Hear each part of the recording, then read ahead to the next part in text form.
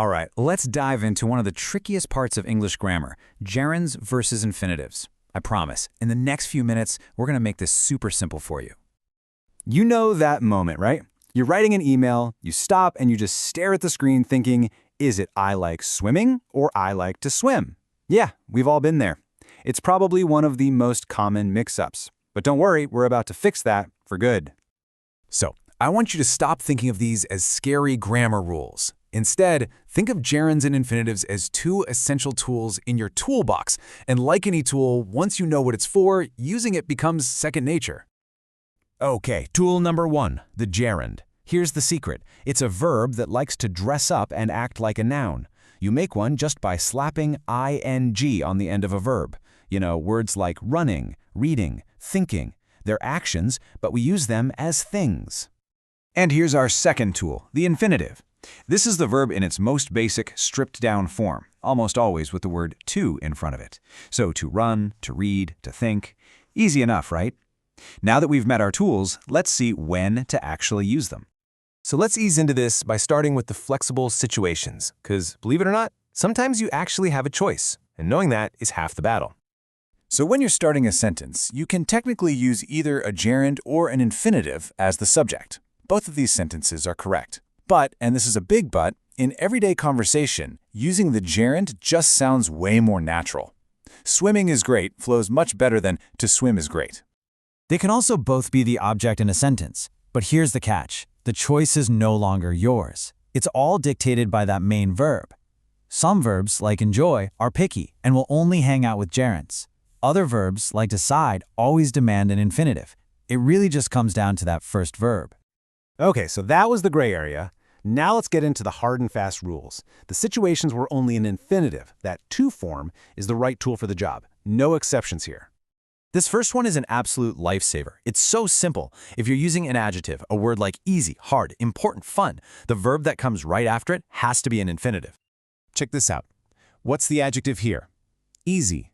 So what follows? To speak. It's not easy to speak. Adjective, then infinitive. See? It's a clean, simple pattern every single time. And here's the second crystal clear rule for infinitives. When you see a sentence structure that goes verb, then a person or a pronoun, and then another action, that second action is going to be an infinitive. You see the pattern? We have the verb remind, then the object you, so the action that follows has to be to wash. We remind someone to do something. It's a formula that just works. And look, it works the exact same way with a noun. The company relies on who? The publishing team. To do what? To produce. The pattern holds perfectly. Verb, object, infinitive. All right, so we've seen where the infinitive rules. Now let's switch gears and talk about the gerunds home turf. And folks, there is one golden rule here that, if you remember nothing else, will solve about 90% of your gerund questions. This is it, the big one. Always, always, always use a gerund after a preposition. You know those little words like in, on, at, about, for, of? If you see one of those and a verb comes right after it, that verb must have an ing at the end. I'm telling you, this is non-negotiable. Let's see it in action. Neil is interested in.